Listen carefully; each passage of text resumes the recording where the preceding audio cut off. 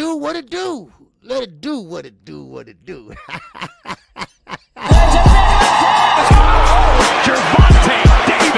I'm definitely face of boxing. Absolutely.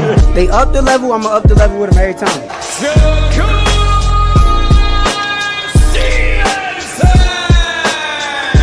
I mean what I say, lines only put. Charlo just dropped Lubin with that sweeping right and goes down face first. It's over.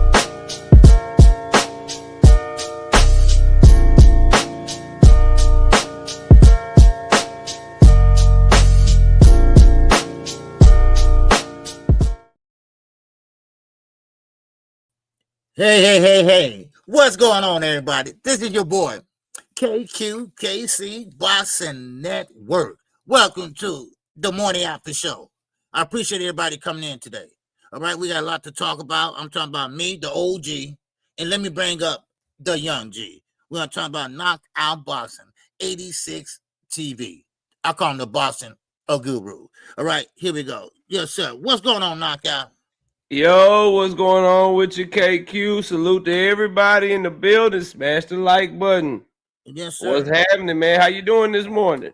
Man, I'm doing fine, man. A well rested man and everything, and I'm ready. I'm ready for some boxing, man. I'm ready for some boxing. I'm ready to call some fights. That's what I'm ready for, So, but what I'm gonna do is, let me see who all in the building first, and then we can go ahead and get started. All right. Okay, let me see. All right, we got my man Andre is in here on time. Now you know the time, Andre. All right, yes, sir. Lee Jackson, what's going on with you, baby? All right, yes, sir. Flawless. Dr. Mark is up in the building. What's going on, Dr. Mark? We got my man Keela Nature is up in here. What's going on? We got my man Crucial Content. A Get Back Gang. Yes, sir. What's going on? All right, yes, sir. And that's all we got. Okay. Oh, we got my man WMS 702. Good morning to you, brother. All right. Yes, sir. Make sure everyone smash the like button. Okay. And also support my brother, Knockoutboxing 86 TV. That's his cash app. All right. My cash app is 275 KQKC. We need your support. All right. Things been kind of haywire, but we need your support. Shout out to my man, Pal Pounds and Thomas Hill. What's going on? All right. Yeah, sir. So Knockout, man. I'm missing boxing, man. But don't worry, it's gonna get back starting this week. We got all right, we got Jerron Ennis, man. But I want to start off. First of all, I appreciate everybody coming in today, and let's get started. All right. Now, what's going on?Atello 813. Now, I want to start off with this. Okay. Gervonta Davis, okay, he came out with a comment. Now, for some reason, they waited to show this comment, or maybe they showed it before, and I missed it. I don't know. But he was wondering, and he was pretty much, I'm sure, because he said he's a fighter. And he said also that, how did Terrence Crawford get so big? And he is not talking about also like fat, or somebody just eating their way up. But at the weight of 135, he knew Terrence Crawford as being small. All right. We all remember that time they had that fight with Maurice Hooker, and also Terrence Crawford and Earl Spence. They were going back and forth. Now, y'all remember when Earl Spence said, "You light in the ass, dude. Come on, look how little you are." Well, now you look at Terrence today. How can you put on that much muscle? Muscle now, not fat, muscles, right? In a short period of time at the age of 37 and a half years old. He's 38 now. Now, of course, Tank also said this. It's that snack, y'all. It's that snack. I'm telling y'all, y'all better believe me. Y'all gonna find out. Well, what you have to say about that on Knockout? You think Tank is on to something, or they just don't like each other? Because let's get this in mind. Okay, I just want to say this. Remember, they've been going back and forth. They don't like each other. Like Tank said, he don't know me. Why he gonna tell about me like that? No, forget him and the people he with. So remember that now. Okay, remember that. Mm-hmm. I just want to play devil advocate here for a minute. So, I think it's definitely two things can be true, right, KQ? Like it can be that they don't like each other, and Tank can also be on to something. I think it's no love lost between the two. I mean, we got Tank Davis not giving Bud Crawford credit for his great performance against Canelo. We got Bud Crawford on camera picking Jake Paul to beat Tank Davis, saying all Jake Paul got to do is catch it with one shot. Tank not going to be able to break the distance. It's no love lost between those two sides. I don't think we'll ever hear Bud Crawford probably ever say anything positive about Tank or root for Tank again, and vice versa. So I think that is true. What I also think is true is that Snack is doing something, because my favorite fighter, one of them, Jesse Bam Rodriguez, but he fights at 115 pounds. By the time he comes into the damn ring, he's a damn lightweight. By the time he get in the ring, right? Devin the Dream Haney, he fighting at 140. By the time he get to the damn ring, he a damn light heavyweight. Okay? And then Bud Crawford, same thing. Like he fighting at 147, 154, whatever it is. And then obviously he big as shit. He was cutting 20, 25 pounds.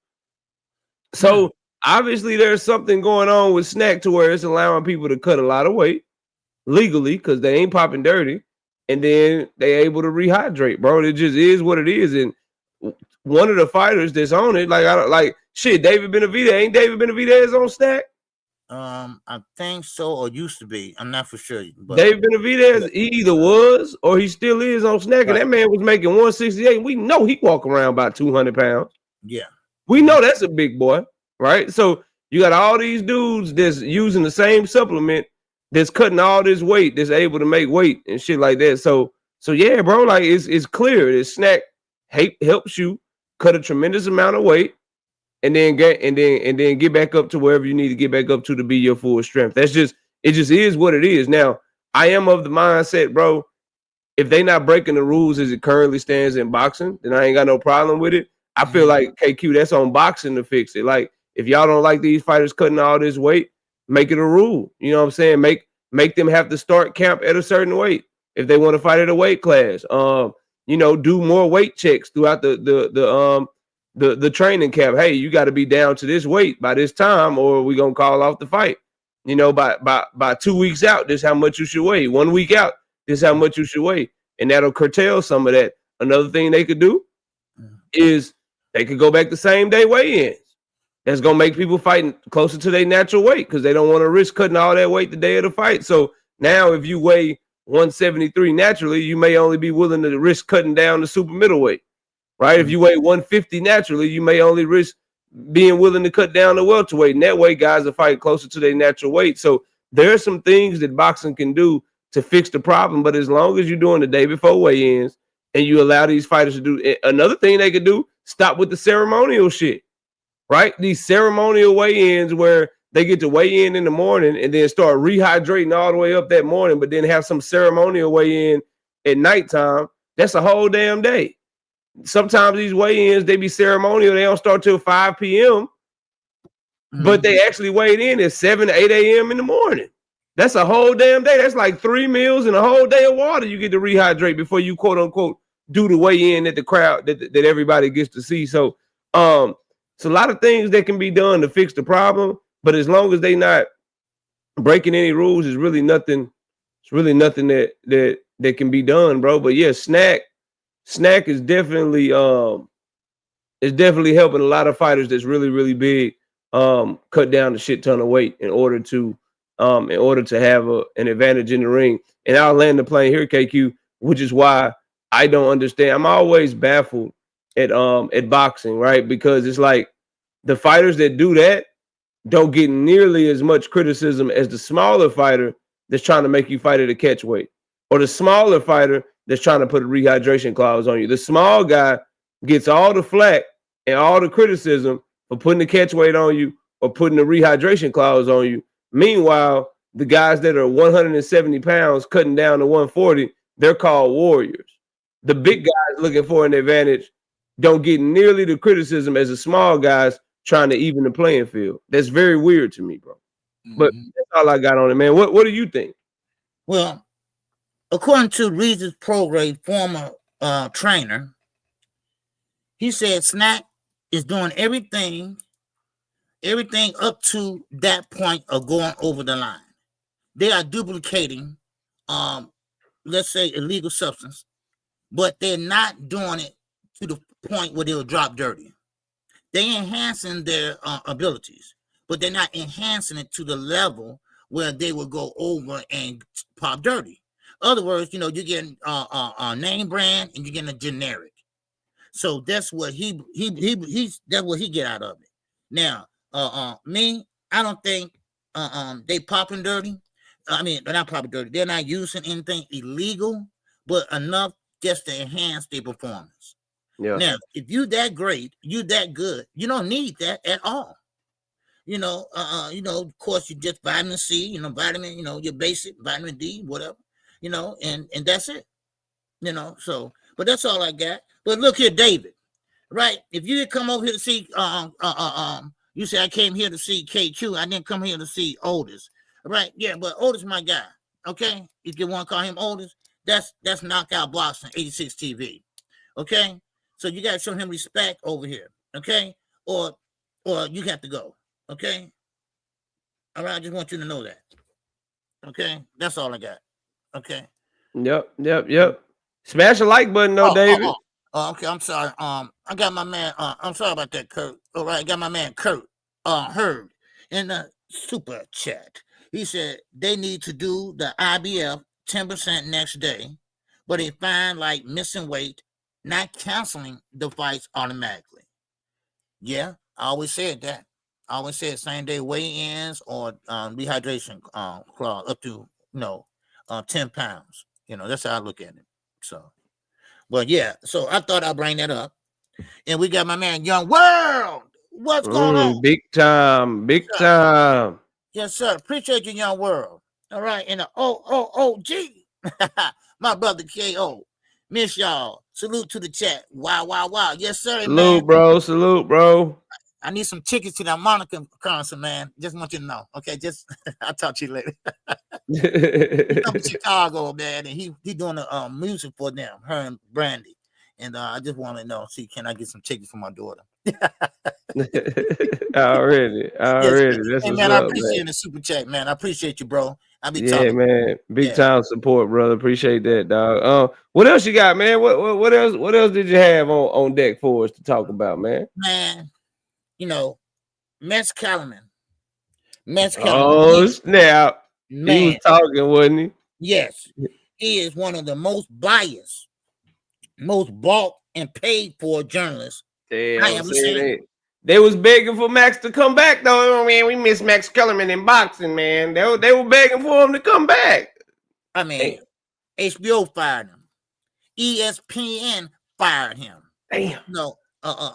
Max Kellerman, he talk a good game. You ever heard someone talk like they know what they're talking about, but they're not? Yeah, he read a lot. That's all. He just be reading. He just be, the niggas that be reading, but they not really smart. Right. That's him. Yes, that's him.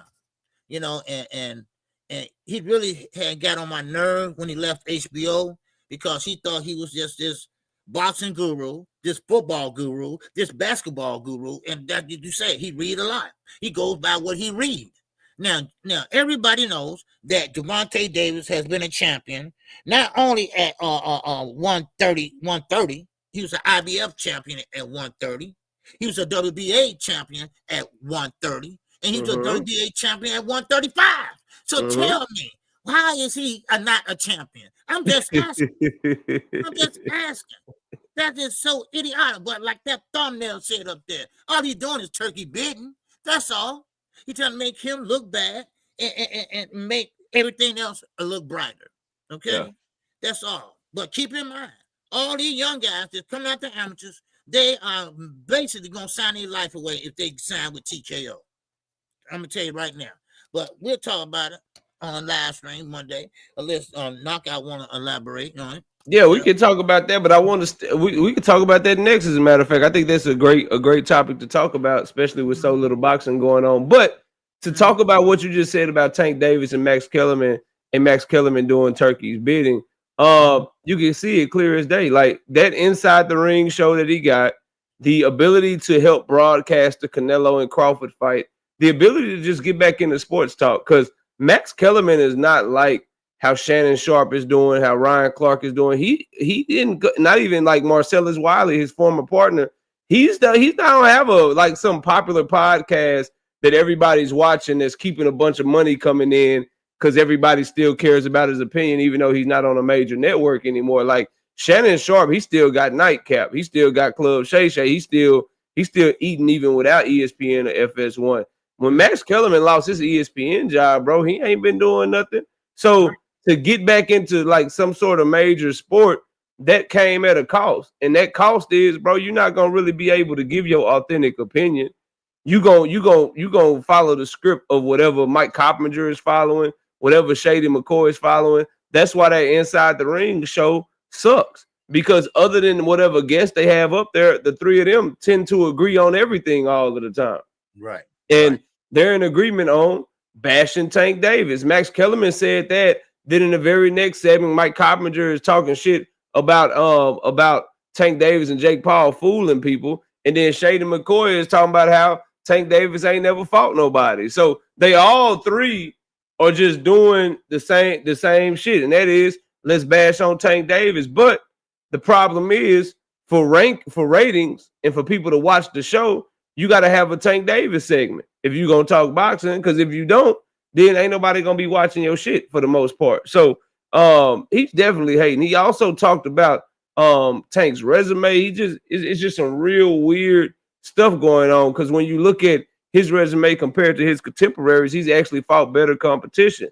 I ask people all the time, KQ, if he ain't fought nobody, why does everybody want to fight his leftovers? If he hasn't fought anybody, how was he able to become the guy that everybody wants to fight and everybody is looking up to and trying to get in the ring with? Like, it just, none of these talking points make any sense when you look at them from a logical perspective. And Max Kellerman, he sold out to do Turkey's bidding so he could have a job over there at the ring because ESPN wasn't hiring him back. FS1 ain't looking to add him to their roster or whatever. So he's just running around here.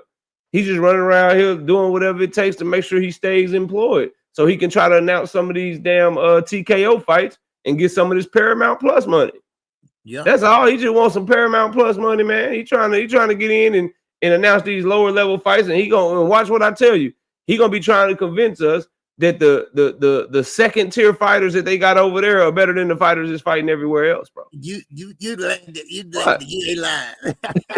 But yeah, that's what he gonna be doing. He gonna be trying to convince you that Vito Milnicki Jr. is better than Virgil Ortiz and shit like that. He gonna be over there talking about how who else they signed, how Callum Walsh is better than Jerome Boots Ennis, and that's the real champion. Watch what I tell you.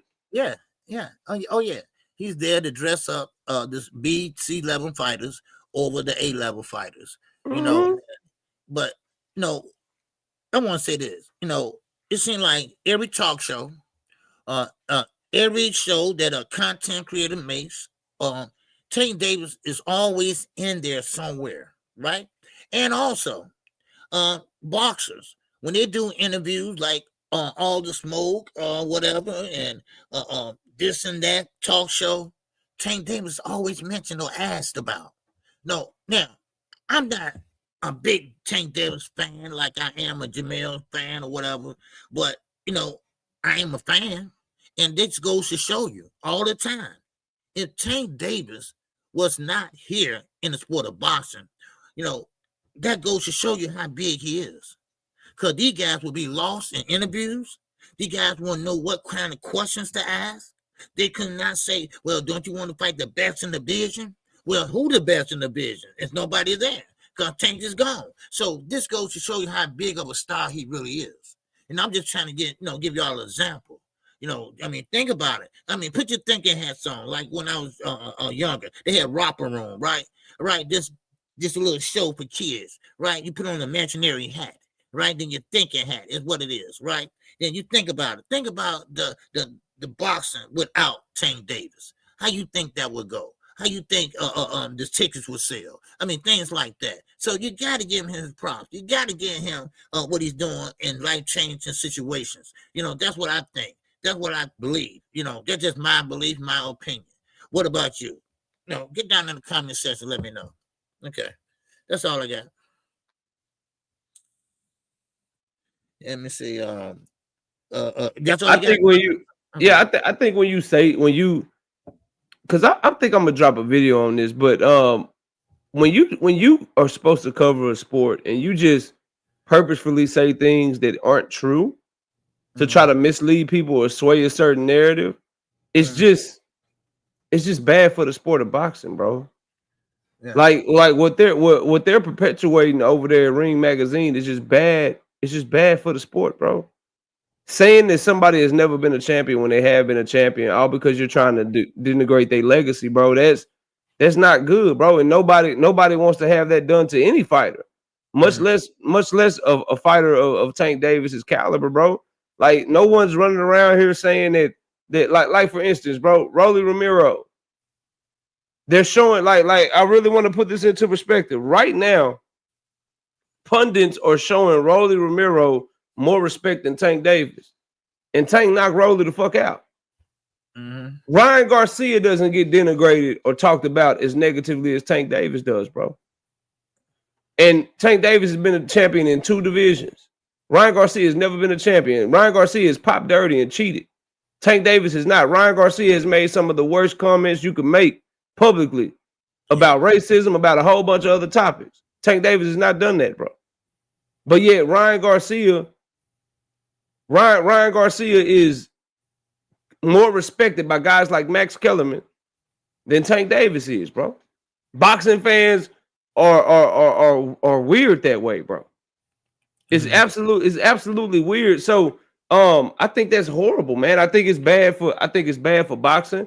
I think it turns people that are trying to learn, away from the sport, because anybody with common sense, you know what I'm saying, that's not really a huge boxing fan, they get into the sport, they see all this confusion, they see all this crazy stuff going on, and they like, shit, man, I'm just gonna go back to football. They don't behave like this over there. Like, they tell the truth. Like, hey, let's go back to basketball. Like, at least we know we're gonna get the product that we want, and we know these people ain't gonna just be up here lying to us left and right, trying to make us believe some shit that's not true. So I just hate to see people like Max Kellerman be put in these positions and then behave this way. Like, I have no problem with Max Kellerman, but if you're gonna be up there, bro, quit trying to just say salacious stuff to make people watch you, bro. Quit trying to just say stuff that you think your bosses want to hear. That shit's trash to me. And then they got LaShawn McCoy, who's a failed NFL analyst. He's only up there because he got a little name, but he can't talk football because he suck at it on the shows that he was on. And I'm listening to him, KQ. Did you know that during the Tank Davis and Ryan Garcia fight, LaShawn McCoy picked Ryan Garcia to knock out Tank Davis? Did he? No, that's not the problem. A lot of people pick Ryan, but just imagine my surprise, or imagine how when you know that type of information, you pick Ryan Garcia to knock out Tank Davis, but then you say Tank Davis ain't never fought nobody. Right. He ain't never fought nobody elite, but he fought somebody good enough to where you thought he was gonna lose the fight. Wow. It's like all these people, like, and then you got YouTubers and fans and shit. A lot of them also forgot, and then we can get to the next topic, but I just got to get this out. A lot of them also tend to forget, KQ. They pick Frank Martin to beat Tank Davis. Yeah. And then Tank Davis knocks out Frank Martin, and then them same people like, yeah, Tank still ain't never fought nobody. He's the only nigga that's fighting people they picking to beat him, and then when he knock him out, he ain't fought nobody. Meanwhile, you can't find them picking Devin or Shakur or anybody to lose a single fucking fight. So he's fighting people that y'all picked to beat him, and then when he beats them, they ain't shit. It's crazy, bro. It's absolutely crazy to me. Or you got an excuse for why he beat him. They call Frank Martin. A lot of people say Frank Martin was weight drained because Frank Martin was fighting at the weight class that he always fight in. It's just weird, bro. Like Max Kellerman and all them people moving like that. It's just weird to me, man. It reeks of agenda. It reeks of assassination of character, assassination of legacy, trying to make people believe that he's something that he's not. At the end of the day, that young man is an exciting knockout artist that's a 2-division champion that ain't never lost a damn fight, bro. And they trying to make people forget that shit. Well, so let me give y'all an insight of what he's saying, okay? Let me share my screen with you all. All right, shout out to Fanon International Boxing. I just want to play this for y'all.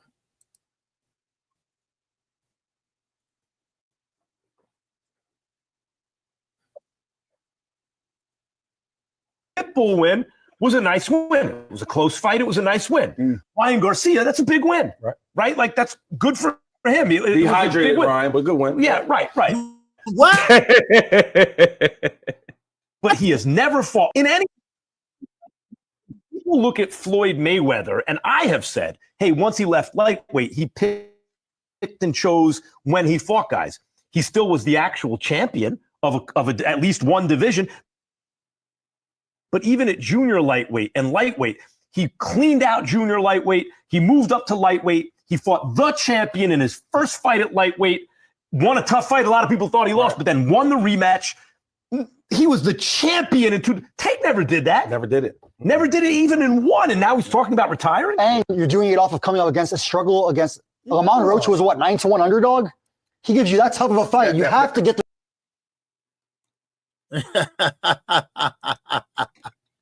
Wow, man, oh man, that's something, man. I mean, you can't write none of this, you know, man. Just so we clear, we clear. He beat undefeated champion Jose Pedraza to become champion at 130 pounds.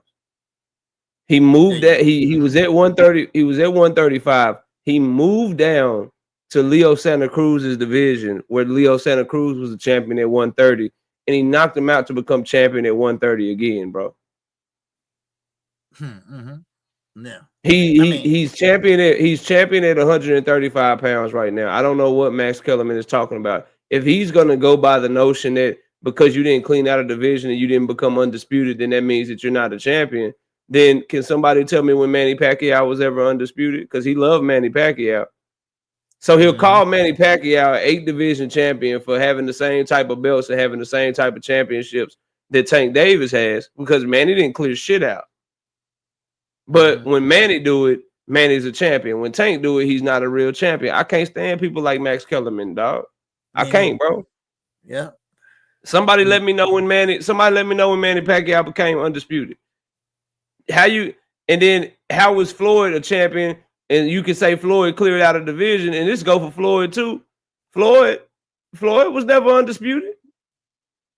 No, Floyd was never undisputed. No, it was never undisputed. So when did Floyd clear out a division, bro? Cats just see what happens is they count on the audience that they listening to, that's listening to them, KQ, to not know any of these facts and not know boxing. Right. Floyd never cleared out a division because Floyd never held every belt in a division. There was always someone else in his divisions that could call himself a champion, bro. Yeah. He's literally lying. Like, that was a lie, a bold-faced lie, and people go run with it. Yeah, because they don't know because they don't know what they're talking about. Right. Exactly. They casual much, and they don't know the inside of boxing. You could at least name Terrence Crawford. You could at least name Canelo. At least name some undisputed. At least name Jermaine Taylor. Since you want to pretend like you some damn boxing historian, at least name some undisputed champions so you can let people know, okay, this is my basis. This is what I'm going off of. But you naming dudes that unified at best. That was never undisputed. There was never a time when Floyd Mayweather was ever a champion that somebody else couldn't call himself a champion too in his division, bro. But he cleared out the division, though. Same is true for Manny Pacquiao. But he cleared out. Like, bro, Max Kellerman, shut the fuck up, dog. Just shut up. I'm telling you, bro, these dudes, like, Turkey, you going to the wrong places to get these people. I know. You need to come over to YouTube and find some people that really can talk the sport of boxing. The problem is people ain't finna just be over here saying whatever the hell you want them to say. Well, some of them will. Some of them will for that money. Yeah. My bad. Yeah, some of them will for sure. But the point is, we cover the sport better over here, is the point I'm making. Yeah.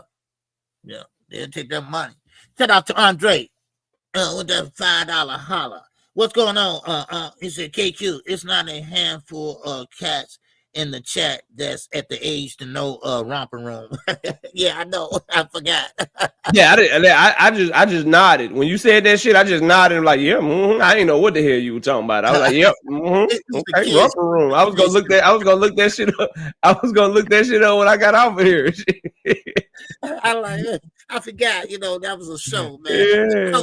I know they wasn't even born. Yeah, we go back. I thought you were gonna say Sesame Street. I know what Sesame Street is. I don't know. I don't know what the romper room is. That romper. That only romper I know is my wife. She got rompers. It's the one piece outfit and shit that the ladies wear. That's what I know a romper is, nigga. I don't know. Yeah, man. I don't know what no romper room. You out here? That's an old show. What was that show made in 1876? Was it on color TV? Was it like 71, 72? I think. Yeah, was it in color or was it black and white? I got questions. Yeah, man, oh man. Yeah, I forgot, man. Yeah, thanks, Dre. I didn't know. I forgot. Yeah. What else you got, man? You got anything else? Let me see. That's about it, man. That's all right. So I want to ask you about David Benavidez, man. One of our favorites. You've had him on the show. You've interviewed him before. They're talking about him going back down to 168 to fight Terrence Bud Crawford. And Tim Bradley said that if Terrence Bud Crawford were to beat David Benavidez, Dimitri Bivol, and I forgot he named another name, but if he could beat the matter of fact, let me find it. But if he beats them, he can become greater than Ali. He can become greater than Ali if he can beat those guys. Oh, Janabek was the other name. There you go. He says if Terrence Bud Crawford could stick around and he beats Janabek, David Benavidez, and Dimitri Bivol, then Terrence Crawford will go down as greater than Muhammad Ali. What do you think of those statements? What do you think of that statement? I'm sorry, Tim. See, Tim Bradley, sometimes he's spot on, and sometimes he's spot off. And right now he's spot off. See, Terrence Crawford only had 40 fights in his whole career. Them guys back then, it's a different era, and plus they had more fights. They fought more times in a year than Terrence Crawford did, and he fought better competition than they were. They wasn't weight draining themselves. They wasn't going up, down weights and stuff. They fought guys at their weight class. And now undisputed. Well, at that time they didn't have 4-belt era. Best 2-belt era, best. But Muhammad Ali, no, you can't compare him to Muhammad Ali. Because see, Muhammad Ali not only was a champion in the ring, he was a champion outside the ring. All right. He was a champion for justice. He was a champion for black justice. All right. So that and what he done inside the ring can never be duplicated. Okay, never can. Now, Terrence Crawford, we all know he has a bad attitude outside the ring. Now, I'm not shitting on him. I know y'all gonna run with it and shit like that. But he is a great fighter inside the ring. But you cannot compare him what happened to yesterday. That's just like saying, yo, Cowboy, compared to the Cowboy when Roger Staubach was there. All right. You can't do that. You can't do that. It's different eras and different times and different ways of doing things. And today, the things are doing. Matter of fact, this sport is watered down compared to the fighters back then. If you want to be honest with it, so let's not get so goddamn carried away. Okay? Yes. Okay, he did a great job. Yeah, but no, you can't put him in the same category as goddamn Muhammad Ali. You might well go on here and say Malcolm X, Martin Luther King, everything like that. And we know we ain't been through nothing that King been through. So let's not get so carried away. Yes, he's a great fighter. Yes, he did some great things in the sport of boxing. Yes, he put some more eyes on boxing. But still, outside the ring, that ain't changed. That ain't changed not one bit. And I'm standing here today. That haven't changed no one bit. I heard Terrence Crawford say it, and I quote and unquote. Well, they said I could not sell. They said I couldn't do this. Now look at me. Well, look at you what? Bob Aaron said you could not sell. We didn't say that. Bring that on up. He went down on PBC in an interview with Andre Ward. I seen it. I talked about it. Yeah, I seen what he did, what he said. That ain't no interview. They were just chopping it up. That's all it was. Don't blame that on us. Blame that on Bob, where you spent most of your career at. We didn't say you couldn't sell. We got that from Bob. Bob said he could have had a house in Beverly Hills. And hell, he's your promoter, so hell, he should know. And plus, numbers don't lie. Okay? Numbers don't lie. So just want to clarify that. So don't blame us. Don't blame PBC. Don't blame Earl. Because Earl was PBC #1 guy at that time. Of course they're gonna make a fight with him in Pandora. Come on now, don't go there, bud.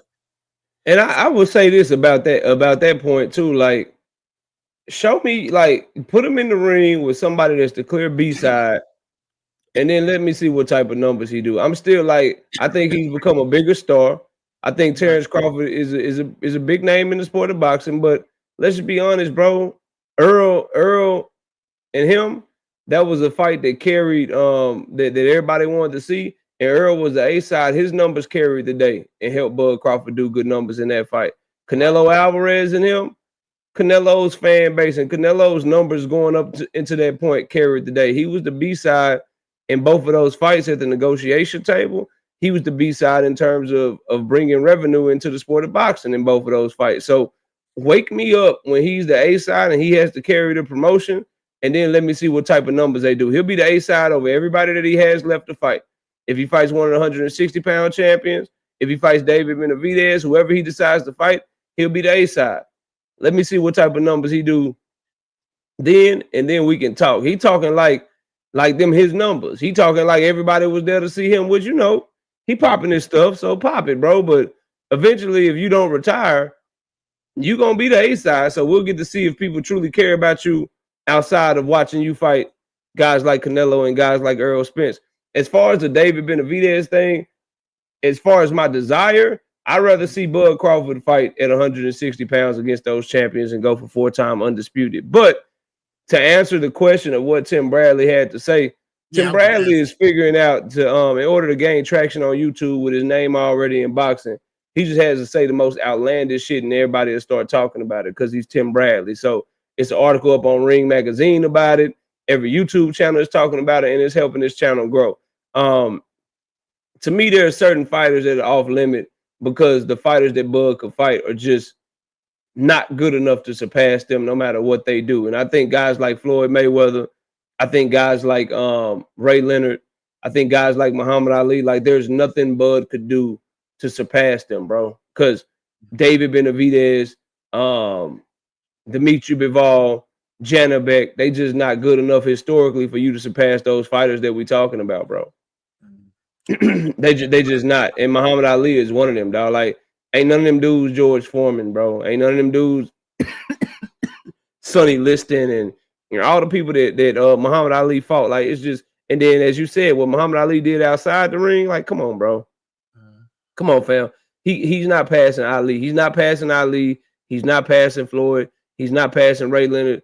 He should be focused on just clearly becoming the greatest fighter of this generation and leaving it at that. I think because Tim Bradley is so fond of Bud and he's so cool with Bud, he want to be able to say that his friend is the greatest fighter of all time. It just won't happen, bro. Yeah. It won't happen. The era is too weak. It's too watered down. He got started too late.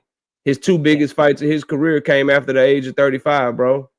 Right. It's not enough time to make that shit up. You know what I mean? Like, it's just not. And then honestly, you really trying to get him hurt. Cause David, all them dudes, man, don't put Bud in the ring with no David Benavidez, bro. Don't do Bud like that, bro. Let Bud fight some winnable fights against champions at 160. Don't have his ass up there fighting David Benavidez. He even said he don't want to fight no fucking David Benavidez, bro. Yeah, I'm about to say that because he was talking about how big he is, how like he knows his limits, bro. Like leave that shit alone. Bivol, maybe because Bivol don't fight like David, but David, if you small and you got some dog in you, David is somebody you need to stay the fuck away from, bro. Leave David Benavidez the hell alone. And I'm sure Tim Bradley, after he probably sees what David Benavidez does to Anthony Yard, he'll probably leave that conversation the fuck alone, bro. Yeah. Because David is a different type of monster, bro. Yeah. That's what I said. Because I heard about it. I asked Samson about it. He said, no way. We'll never come close to that fight. And of course, Terrence also said the same thing. He's just too tall, too big. He's just a different type of fighter than Canelo. Canelo was short, and he was strong, but David is just too big. Like he said, he saw David. Bud Crawford said this, not me. He said he saw David when he fought his brother, and he told David, "Man, you a big dude, man. You're gonna do all right." So Samson, they don't want it. Yeah. Bud That's Crawford the don't. wrong. That's the wrong. That's the wrong fighter to get in the ring with. About to be 40 years old. It's the wrong. It's the wrong dude, man. Yes, he's young. That's the wrong dude. He's shortening careers out here. He beating dudes up, and he gonna make you fight. Yeah. So David gonna make you fight, and he gonna beat you up, and he ain't gonna feel bad about it either. Oh no. After watching Canelo fight Bud, I'm worried. I'm worried for Canelo's health if he ever takes that fight with Benavidez, bro. Like Benavidez, that one punch at a time shit, trying to sit, man. Benavidez is going to annihilate Canelo, bro. And Canelo knows it. That's why he want 200 million. That's why he like, nah, nigga, you don't bring nothing to the table. Like, he knows it, bro. Man, leave Benavidez alone, dog. Let him. And then once y'all see what he does to Yard, and if he gets the Bivol fight, or if he gets the whatever fight, the Better Beef fight, Better Beef is my dog. But I'm worried for Better Beef fighting Benavidez, bro. Right. Benavidez is a different animal, man. So they'll see though. They'll find out. He that one for sure. From 168 to 175, he that one. Now, while we talking about him, they talking about him moving up to fight another one of my favorite fighters at cruiserweight. Did you hear them talking about him moving up to fight Jai Opetaia? Yes. What do you think of that? I feel two ways about that. That would be great for David. Opetaia right now, he's just sitting there because he's too small for heavyweight. So I always say cruiserweight's a butt stop waiting to go to heavyweight. So David, he can go up there and fight him, and I think he can beat Opetaia. I do. But David, on the other hand, I think David needs to sit at 175 and make his own lane. Yeah. And fight, the Dimitri Bivol, the Baturbia, go in there and make his own lane and come undisputed. Become undisputed and then defend that shit one time, and then you can dip off. Exactly. You know what I mean? Yeah, I'm with he's you. Young enough and fresh enough, and he want all the smoke. He's a throwback fighter, like I call him. He one of my favorite fighters, man. Yeah. So, well, those are two of my favorites, so I hope they don't fight. That's like asking me about Tank Davis versus Abdullah Mason. Like I don't want to see that shit, man. I don't want to have to pick between my favorites, man. But if I gotta watch it, that's a hell of a fight. But Jai Opetaia versus David Benavidez, boy, that's you talk about styles and you talk about some questions getting answered. Boy, that is everything that you think Benavidez give him problems. Somebody that got some good footwork, somebody that can stop on the dime and catch you with some hot shit to hurt you. That's Jai Opetaia, bro. And then everything that gives Jai Opetaia problems, he got a little bit of a gas tank issue. His defense can fall apart late in the fight. David Benavidez, that's a problem if he make it to the back half of that fight, because Jai Opetaia looked like he was struggling the back half of the fight against Marius Breeders. You get in the back half of the fight against David Benavidez, gasping for air, losing energy and shit. You fuck around look like Caleb Plant out there. You know what I mean? Getting just beat up. So somebody will gonna get broke in that fight. I just don't want to see it because they two of my favorites. So I'm gonna be biased and say Jai Opetaia, take your ass to heavyweight. And David, you come on up to cruiserweight and you rule the division, because I don't want to see my two favorites go against each other. I'm biased in that way, bro. You know what I mean? That's what I'm gonna say. Yeah, and like I say, all them years chasing Canelo, and Canelo, like you said, Canelo knew what he was gonna get if you fought David. So all them years chasing Canelo, now he's at a weight class where he can pretty much be dominant and become undisputed. So that can be his weight class, and he can dominate and probably defend them also after he go undisputed. That's where his bread and butter right now should be. This is where he can make his name, and this is what they shooting for. So man, I can't wait to see what's next after Anthony Yard. You know, so I want to see how he look against Anthony Yard. So I want to switch gears a little bit, KQ, if we could, to Shakur Stevenson. Tim Bradley, more comments from Tim Bradley. Boy, he know how to stay in the news. he said, job. Yeah, hey man, he like, look, if y'all not gonna give me a job, I'm finna be a goddamn YouTube personality. So Tim Bradley said that Shakur Stevenson is avoided because Shakur Stevenson embarrasses fighters. He embarrasses fighters, and so he is being avoided. What do you think of those comments? Once again, Tim is spot on and he's spot off. He spot off again today. Okay, you 0 for 2 today over here at the morning show. A morning after show. Listen, ain't nobody scared of Shakur Stevenson. Okay, now he make fighters look stupid that's below him. All right, let's say he an A-level fighter. He make guys look stupid like the electrician.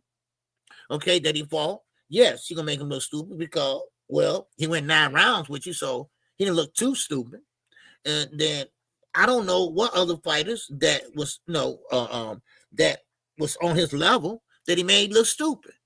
Now I know he made Zepeda look stupid because y'all can say what you want. He caught Shakur Stevenson on the ropes.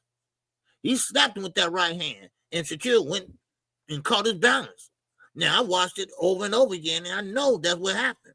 Now, so Padley, he did great for a guy that was on short notice and the one that took off for vacation time on his job to come fight him. So what guys are you talking about, Timothy Bradley?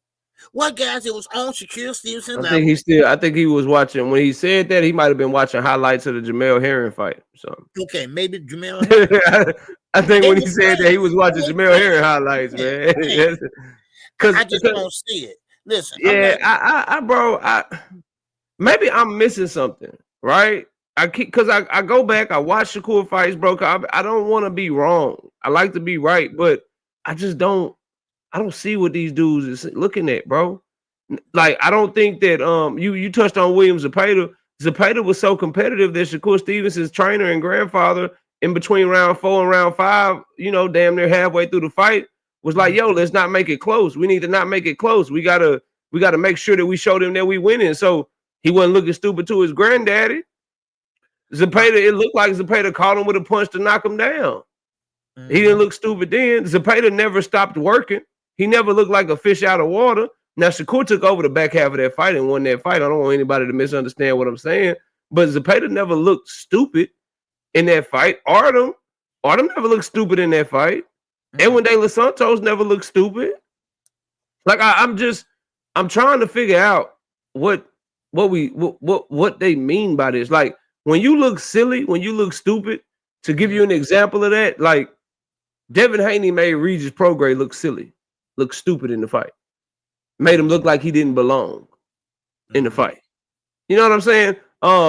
Shakur Stevenson, to give an example of him, he made, I brought it up already, he made Jamel Herring, Robson Casasiao, Oscar Valdez. There were points in that fight where you look like, okay, yeah, Shakur just on a different level. He's just making them look, he's making them look worse than I've ever seen them look before. But to just say that everybody, like, bro, y'all is tripping. Yeah, like I don't understand that, bro. And to my eyes, I'm gonna keep it 100. To my eyes, when I was watching him fight Zepeda, I saw somebody more skilled than Zepeda, but Shakur didn't look explosive to me. He didn't look fast to me. His combinations didn't look like anything I hadn't seen before. He looked like a good defensive fighter that has good distance control, that is just okay on offense. His punch technique is not the best. He slaps with his punches. That's why I believe he always getting hurt. And his hand speed ain't nothing to write home about. So I be trying to figure out what the hell these dudes be talking about, bro. I said the same thing, Knockout, because he is a good defensive fighter. He'll make you miss sometimes, but he will never make you pay. That's the problem. He's more of a defensive fighter than an offensive fighter. Fact. Now, one thing about it, you're gonna get in there one day and fight someone, but you'll have nothing to keep him off of you. They're gonna come in there with pinpoint precision, and you might get knocked out, but like I say, you're a good defensive fighter, but what if someone you fight is strong? That ain't gonna work. They're gonna punch through your guard. But that's all they see. They see him being defensive, probably make him miss sometimes, but don't make him pay though. That's the problem. He don't have the whole package. Okay, let me put it that way. I'm talking about now. He got footwork when he's trying to get the hell up out of the way, but he don't have that footwork, that ring generalship that we always like to see sometimes. But all he does is hop back in the defensive and shoulder roll stance, and that's it. I just don't see what everybody's seeing. Everybody Shakur and Clarissa Shields too, but this is all his friends saying this. Bro, I'm talking about when I hear I be going back and watch. Come like, yo, Clarissa Shields say this about him. Right. Floyd Crawford say this about him.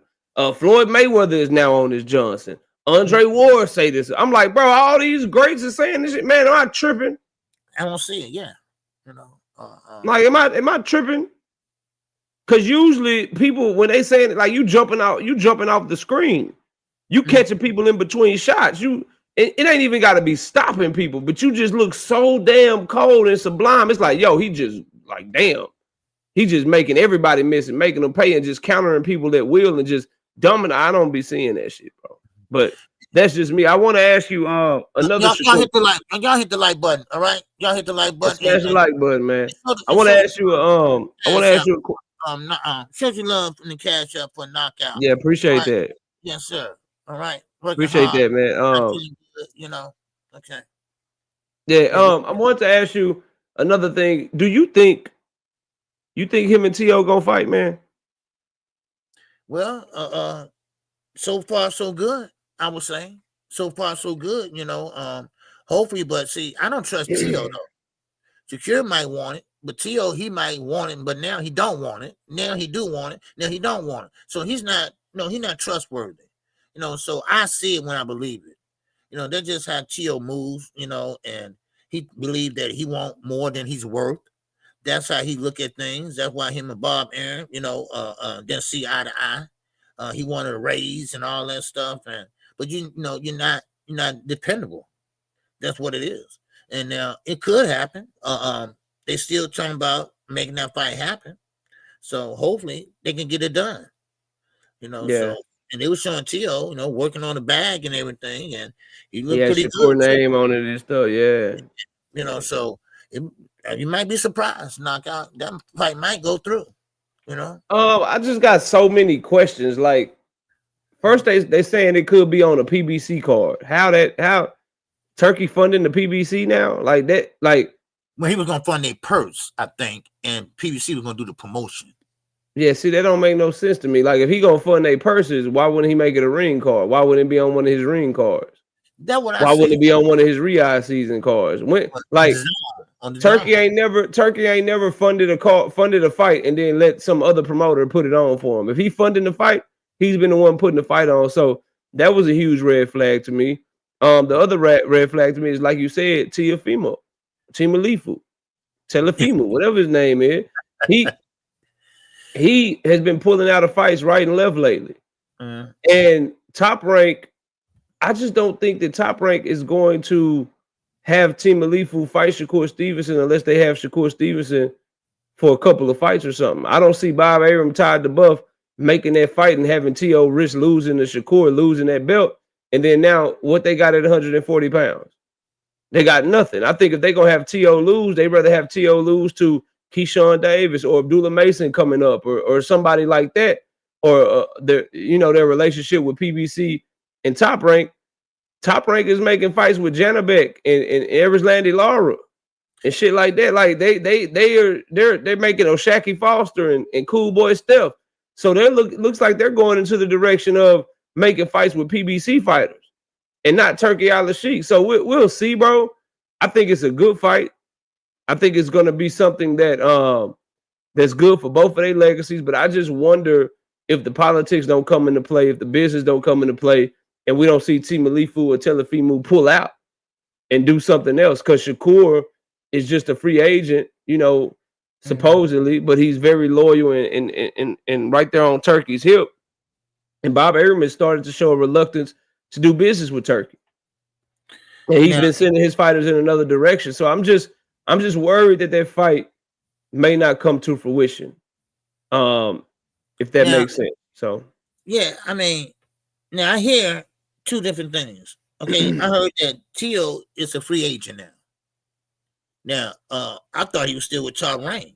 I thought he still had. Nah, he's not a free agent. Remember, Bob Arum said, "Yo, they came to us. They got a deal. They put a deal together for Tio. We liked the deal, and so we approved the deal." Mm-hmm. And that was right before he fought Arnold Barboza. So he's still over there on the Top Rank, bro. Okay.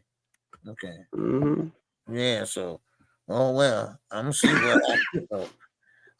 Now it's supposed to be. See, Top Rank still don't have a platform yet. You know, but they've been mighty quiet lately. So I don't know. We might be hearing some news real soon. I think as we get closer to the end of the year, they're gonna announce their plans for 2026. Yeah.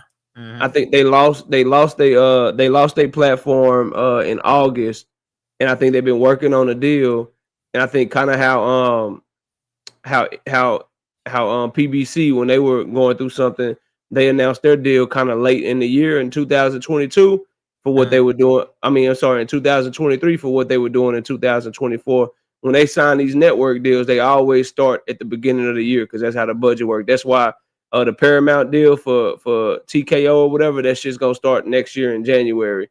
So I think the same thing is gonna happen. I think sometime this month or sometime next month, you're gonna get an announcement from Top Rank on what their plans are. And I think with it being quiet, like you said, and kind of what they're doing with PBC, I wouldn't be surprised if PBC and Top Rank didn't go to one of these networks together or one of these streaming services together and get some sort of deal together as kind of one and kind of make themselves a package deal and go to the same platform to get some sort of big deal where they're going to be basically working joint hand in hand for the foreseeable future. I think that would be great for boxing here in America. I think it'd be great for boxing in general, and there's endless possibilities because they already are starting to make fights. Like they basically run the middleweight division right now, and they're making that Janabek and Lara fight. So I'm thinking something big is coming that and that's why it's so quiet, bro. I think Bob is too in Top Rank. They too cunning. They've been doing this shit way too long to be this quiet and have nothing going on, man. I think something big is gonna come, bro. Now, I thought about this. Monster in the Way. When he fights over his country, they air his fight on Paramount. I mean, Amazon Prime. Right? Yeah. So that might, I don't know. It's got a relationship there already. So let's see what because PBC and Top Rank, if they on the same platform, I mean that'd be good. So we'll have to go to another app or something like that. I'm very interested to see what happens. Because if you see, you see the lay of the land, you think they're not trying to angle for one of them streaming deals. Like if TKO boxing with the fighters that they have with Vito Milnicki Jr. and fucking and Callum Walsh, if they can go get a streaming deal, what kind of deal you think PBC and Top Rank can get if they sit down at a table with a streaming service president and be like, yeah, we came together, we're gonna be making a lot of fights together. Here go both our rosters. What type of deal? Like they can get a huge fucking deal, boy. If a streaming service know that they about to get PBC and Top Rank working together for years to come with the roster of fighters that they have, man, they gonna clean up and get some sort of huge deal. And I think it's too quiet. And I always remember in the back of my head that that when PBC signed the Amazon Prime deal, their representative said we're still looking for other deals out there because we still need more. We need more dates or whatever. And I'm listening to Top Rank say we looking for stuff too. And then they coming together having lunches and all kind of shit together and having meetings. And they doing trial runs with Foster and Fulton, trial runs with Janabek and Lara. I think it's something there, KQ. Could be dead wrong, but I think it's something there, man.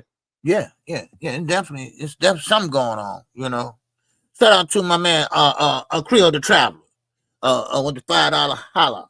He said, good show, OG. If it's okay, can you please give Victor, the OG of OGs, a wrench? Okay. Oh yeah, okay, Victor's over from my show. He's real cool, man. He's a big time supporter. Yeah, he's real cool. No doubt about it. When I get off, I get one. All right. Yes, sir. I get one. Okay. No problem. All right. So let me ask you this. Do you think the TKO Zuffa, Dana White, you think it's gonna work? You think they're about to take over the sport? We'll see in a couple of years. We'll see in a couple of years because listen, it's not easy now. It's not easy just to come in and try to change everything like that. Trying to change the belts, trying to change the ring, gloves, all that.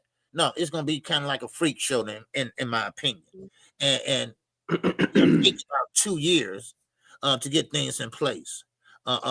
Dana White is trying to do to boxing what he's doing to the UFC and the MMA, whatever that is, and it's not going to work. First of all, it's not going to work because fighters not going to fight for that type of pay.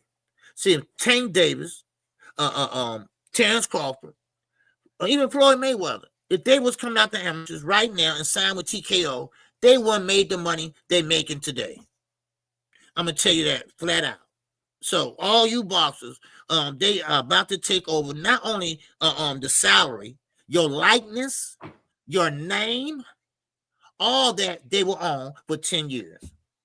Now you tell me, would you sign with them? Now I get it. An amateur coming out of there, nobody picks him up. You know, I mean, come on. You know, would you do that? No. You know, but might be thirsty to knock out. Some amateurs might be like, man, everybody pick me up. I'm going to take this little, what is it, $150 per round. Yeah. You know, so, man, but I hope not, because boxers, I think they already getting the short end of the stick. Yeah, they got money. They making money. All of them not making that type of money like Tank and Terrence Crawford and them guys. You know, Tank making $150 million. Plus the gate, and then this is what I was saying about the A and B side. You know, ain't no really A and B side because they both are doing great. You know, Tank got the gate, and I forgot what else. The promotion, and Jake Paul get the rest. You know, so and I mean, so TKO, they just can't they can't be competitive right now for 2 years. It's just not gonna happen. I think it could be even longer because the only way I see them having a path to victory is kind of like you said there in the middle of what you were saying. They got to find a way to get all the great amateurs that's coming up to go sign to their company and want to do something different. And then they got to build them up, which is going to take years to try to get people to believe that they got the type of talent that people need to pay attention to. Like they got to have like the Abdullah Masons, the Kermel Moultons, the next Emiliano Vargas, the next Tank Davis, the next Terrence Crawford. They got to be able to identify them better than Top Rank can, better than PBC can, and convince them to come sign to their company, but sign a type of deal that's going to have them be over them for the next, 5 to 10 years. And then they got to build those fighters up, have those fighters put on great performances. And then maybe if they're swallowing up all the amateurs and they become the only place that people go sign to, then they'll have a shot. But that's going to take a long time because they're not getting the Tank Davises, bro. They're not getting the Devin Haney's. They're not finna get the guys that's already established right now. They're not getting Abdullah Mason. The people that are signed to these big-time American promoters now, they're not getting them. So if they can go get these amateurs, the Olympic gold medal, the Olympic gold medalists, the guys that's going to the Olympics, the best amateurs, how Top Rank is able to do, how PBC has been able to do. If they're able to do that, then maybe they have a shot. But even that plan would have you have to be willing to lose money for the next 5 to 10 years, bro. Yeah. And I don't know how long Turkey and Riyadh season gonna be funding that shit. You got to be willing to lose money probably for the next 5 to 10 years, operating at a deficit while you building up your stable and building up your younger fighters. Because the guys that they currently have now, that's not gonna do that shit, bro. That like you're not finna move the needle and get people to stop paying attention to Jerron Boots Ennis because you got Callum Walsh, bro. That's just not gonna happen. Like you're not finna get people to stop paying attention to Gervonta Tank Davis or Abdullah Mason because you got Vito Milnicki Jr., bro. That shit's just not gonna happen. Like nigga, you could try to tell us that the fights are as good as you want to tell us. You could try to tell us that they are the best fights and everything's 50-50 and we don't know who's gonna win, and they only wearing 1 ounce gloves, and we changed the boxing ring from a squared circle to an actual circle. You can tell us whatever you want to tell us. If you ain't got no names over there, man, ain't nobody checking for that stuff, man. Right. And the ones that's already making millions of dollars, like the top of boxing, they not. Boots Ennis not finna leave his Matchroom deal to go make $100,000, bro. Yeah. So they got to be willing to lose money and just go sign amateurs and hope and pray that one of them amateurs that they sign is the next Tank Davis. One of those amateurs that they sign is the next Floyd Mayweather or the next Conor McGregor of him. Like, they got to hope that that happens. And right now they just don't have it. It still won't go that far because the best they can do is the Ring magazine. Yeah. If they do get a star, they only go to the big platform. That's the Ring magazine. Yeah, and that's it. That's the only belt you can get unless they come out. Zuffa or Boston come up with another belt. No, Zuffa said they got a belt. He said they gonna fight for his belt, and then they gonna fight for the Ring belt. Okay. And he said he ain't gonna be doing business with. He gonna operate on his island. He not doing business with no other promoters. Okay, fine. So my next question is: they told me that Turkey came in and fixed the sport of boxing, but looks like Turkey created a whole nother ranking system, a whole nother belt, and a whole nother side of the street. How is that good for the sport, KQ? If he just creating more barriers between us getting fights that we possibly want? Because what if there is a big star at Zuffa that we want to see fight one of the big stars from somewhere else? We're not gonna get that fight because he said he's not making cross-promotional fights. So is that good for the sport? No, it's not good for the sport. Say, he came in, Turkey came in, and he's pretty much smooth all the fighters and the promoters, with money, and everybody kind of bought into it except for PBC and Bob Arum halfway, not all the way, but halfway, and now he had pretty much stepped away from Turkey. Now, the other fighters, other promoters, they still gonna operate on their own. They don't need Turkey. They never did need Turkey. Matter of fact, Turkey can lead right now, and we still will have great boxing, and still boxing will still carry on. Now, as far as, let's say, take Tank away, retire. Let's take Crawford away, retire. Let's take Canelo away, retire. We still got great young fighters like Abdullah Mason, Kamel Moulton. We still got great young fighters to keep the sport going, to keep the sport running. We don't need you, Turkey. We don't need you, Zuffa. We really don't. So if you want to be on that island by yourself, stay there. Stay there. Because I'm quite sure that these promoters can keep doing what they're doing. Now, Bob is getting old, but you got Todd DeBoth is taking over. Okay, so I think things will still keep running and still keep moving. We don't need Turkey, unless because he's not going to overpay these fighters no more. That's it. When these guys come out of the amateurs, which they need 120, they said, to start off in January, for Paramount Plus card. I'm sorry, but that ain't gonna happen. Who are these 120 fighters, bro? Huh? I don't think they have 120. Who are the 120 fighters? No, know what I'm saying. They got to get them. They got to get them, and they say they'll get some amateurs and things like this. Fighters that we don't know. Bro, they about to be signing. They gonna have Hank Lundy fighting Adrian Broner, bro. Man, I'm saying, bro. They about to have Gabe Rosado versus Bernard Hopkins out there. You about to see some weird. I'll tell you right now, them top ranked fighters, they lock and key. Them PBC fighters, they lock and key. Who they gonna get? Yeah, that's what I'm saying, bro. Man, shout out to Thomas Hill, little cash out, brother. Yeah. Appreciate you, man. Yeah, boy.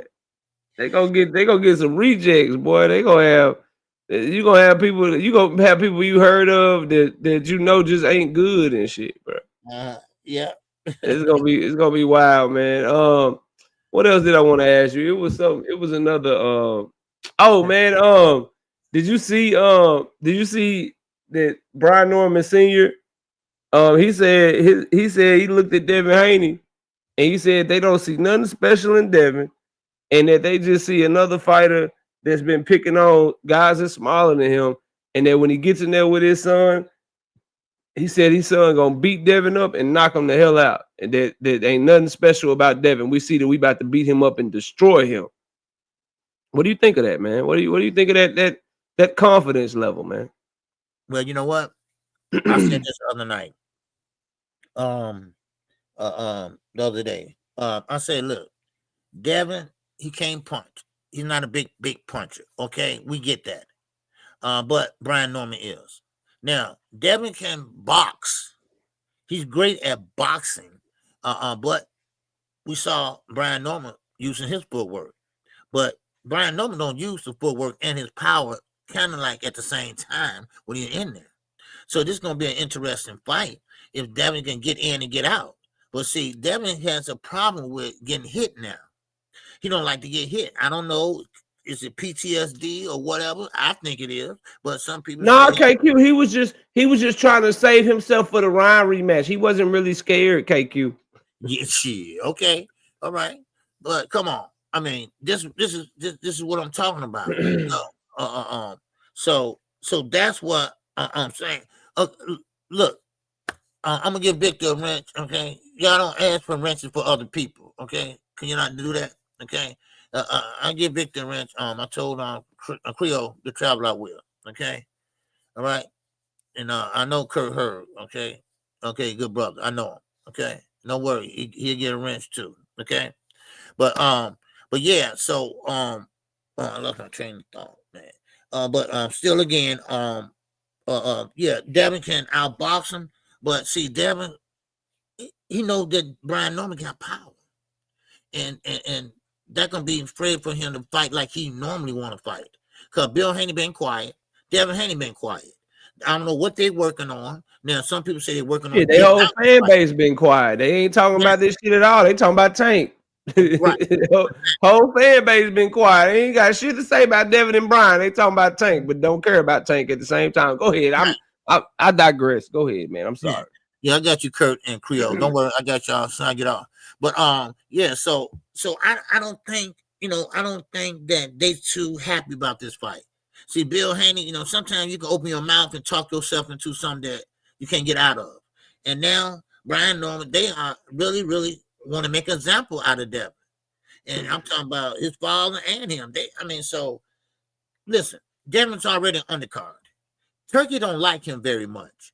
So if Devin get knocked out or hurt or lose, I'm afraid that Devin now gonna be pretty much a B, C level fighter. Well, he is a B level fighter in my book, but still in all, what else is next for him? Now, the higher he go in weight, the more things gonna get kind of rough for him. Because see, without punching, now this is the name of the game, boxing. Boxing means you got to use these, baby. All right. If you don't have nothing to keep nobody off of you, I can't remember the last time I told somebody in my chat. My granddaughter started in school, and now she about to graduate. Devin ain't had a knockout yet. He haven't had a knockout all that time, and so that goes to show you that something ain't, your hands and things like that. You're gonna get hurt, son. You're gonna get hurt. Now, of course, Brian Norman, he can try too hard like Conor Ben. He tried his best to take his head off, but he kept on missing. So that can happen too. Yeah. So we're gonna see if this fight gonna even happen. If Devin don't get kind of scared. So that's how I think it. Yeah, I think the confidence comes from they have everything that gives Devin Haney trouble. They got power. They fast enough. They got good enough feet. They're gonna be willing to exchange with him. And the worst kept secret in boxing is a lot of people feel like Devin, he lost something in the ring that night against Ryan Garcia. And they don't think he got it back. I think that's where the confidence comes from. Like, we've seen it all the time. Fighters have a tough night and then they never the same. And all we can go off of is our eyes. Devin did not look the same against Jose Ramirez. He looked like, I don't care what anybody says, bro. That was the worst Devin Haney I ever seen in the ring with Jose Ramirez. His mentality was off. He looked frail. When Ramirez did touch him, he did not respond to being touched good at all. He responded like his body wanted to go into shock. He was running around the ring the whole damn time, bro. He looked like he was worried. Straight up. And when Brian Norman is in front of him, I think all that shit is going to come back to play. And we're going to get a fighter that's going to be running around the ring, moving around the ring. And to be quite frank with you, I think they taking this fight because that was the only fight that they could get where they could make the type of money that they want to make. Because they done burned so many bridges. Top Rank wasn't offering shit, right? PBC ain't offering shit. Golden Boy ain't offering nothing. Turkey offering shit, but Turkey, like, hey, man, we wanted to make Ryan Garcia, but we ain't got Ryan, but I can make this Brian Norman fight for you. And I tell Devin fans this all the time. We can't have it both ways. I tell boxing fans, it's not just Devin fans. We can't say that Top Rank has the best matchmakers. We always say this, right, KQ? Top Rank knows how to build talent. They got the best matchmakers. They are creme de la creme when it comes to matchmaking. We all admit this, right? Right. Well, if we all admit this, then I can't help but ask myself, KQ, why would the matchmaker say, yeah, go ahead and let Brian Norman fight Devin Haney? Go ahead and risk the only belt that you got at 147. The only play that you got if you Top Rank at 147 is Brian Norman Jr.'s WBO belt. Go ahead and risk that by taking on Devin Haney. The matchmakers feel good about this fight is what I'm getting at. Top Rank feels very good about this fight, bro. They feel very good about this fight for some reason. Yeah. And Brian Norman Sr. is echoing that sentiment. And if you look at Bill's demeanor, you look at how he's acting about this fight, he's acting nervous and scary about this fight. And so I'm I think somebody might get hurt, bro. Yeah. Because the only way I keep breaking down the fight in my head, KQ, the only thing I see Devin doing to win is he got to fight exactly like he fought Jose Ramirez, and he got to probably never get touched. I don't think his body can take just getting touched from Brian Norman, bro. I think he gonna get clipped and shut down the moment he get clipped, bro. Yeah. And that's what I'm saying. He's scared. It's PTSD. Now, I saw someone in the chat that said, that's why I like Devin, because he take risky fights. He didn't ask for that fight. His daddy talked him into that damn fight by mistake. And now you got to save face. So therefore, he going along with the program, but he ain't talking as much. Bill ain't talking as much. So sometimes you can bite off more than you can chew. See, sometimes you get to a point in your career where belts don't matter. Money does. And this is what the Haneys are doing. They chasing the bag. Now, that bag is getting smaller and smaller every time they move. Why? Because they've left a bad taste in everybody's mouth. That's what he was saying, alluding to Top Rank. They don't want to deal with him. Why? Because he's supposed to be the face of boxing, and he can't make over 1,000 pay-per-view buys to get the back end. Because that's what Top Rank told him he had to do. Had to get 50,000. How much? 50. 50. Okay, 50,000. Yeah, 50,000. Right. That was you on Knockout. Yeah. You supposed to be the face. Yeah. Yeah, that was me talking to Bill. Yeah, you remember. Right. Yeah, man. So I think it's a bad style matchup for Devin, man. Nah. I mean, the toughest fight of his career was a guy with a big left hook that was his size, that could throw with him, that had hand speed, that was willing to throw with him.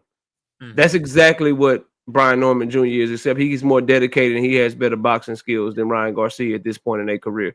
Ryan may have had more talent at one point in time, but Brian Norman Jr. is more of a dog. He's more determined, and his hands are fast enough, bro.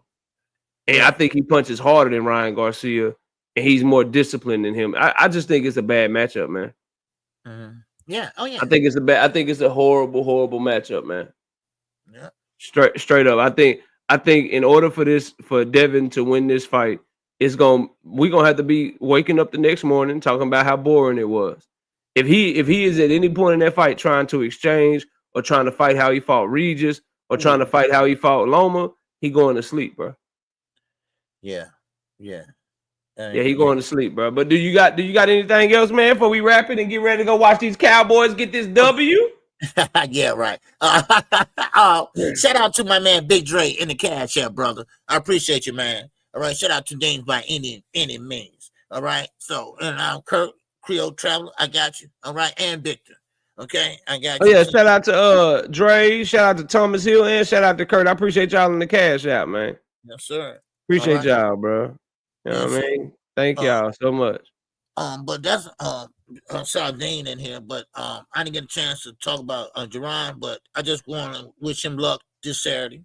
And of course, we'll be talking about Jerron this week. Man, Boots don't need no luck. He fighting used limo. Fighting the limo driver, ducking my boy Virgil, man. Man, you know, listen, I love to see that fight, him and Virgil, you know, when that happens. And this is why I said Eddie should have been trying to get him to fight him, because Boots need to make his name right there at 154. There's so much talent there, man. Yeah, it's man. crazy. You know, That boy, I see. I would cook Boots too, because Boots did something I ain't like. KQ, I don't know if you saw this. I'm glad Demon's in here. Boots posted WBA interim and IBO champion coming soon. Nigga, don't nobody care about the WBA interim and the IBO. he bragging about some secondary, man. Hey, bro. Boots, win this fight and go give us the fights that we want. Talking about some IBO loading soon. IBO WBA interim. They think that's funny, huh? Yeah, he think that's funny because he know that's a bull crap. Got the nerve to do a damn live stream talking about Boots is the most hated fighter in boxing with Tank Davis. Don't nobody hate Boots. We want to see him fight. Yeah. But anyway, KQ, that's all I got, man. You got anything else for these people, man? No.